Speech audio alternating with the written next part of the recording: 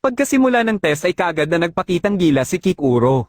Hindi naman papayag si Kafka na magpahuli na lang, ngunit ang problema ay hirap na hirap siya na buhatin ng kanyang sandata na siyang epekto ng 0% niyang combat power. Ipinalam sa kanila ni Soshiro na nanunood din umano sa kanila ngayon si Mina. Dito na muling nabuhayan ng loob si Kafka at wala na siyang pakialam pa kahit 0% pa siya. Sinabi niya kay Reno ang sa tingin niyang rason bakit nakasunod sa kanila ang maraming drone. Malaki ang posibilidad na hindi lang ang dami ng kaiju na kanilang may iligpit ang pagbabasehan ng kanilang performance, kundi kung paano din sila mabilis na makakapag-adapt sa sitwasyon. Dahil hindi sila gaano magaling sa opensa ay mas makakabuti kung magsisilbi na lang silang suporta sa mga attackers. Lumapit sila sa isang kaiju na pinapaulanan ng bala para magsilbing suporta. Nang mapansin ni Kafka ang kamay ng kaiju ay nakilala niya ito kaagad, kaya dito niya na din napagtanto kung bakit ipinadala sa kanila ang stun grenade.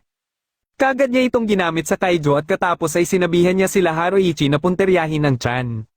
Sinunod naman siya nila Haruichi at matagumpay na nila itong nailigpit.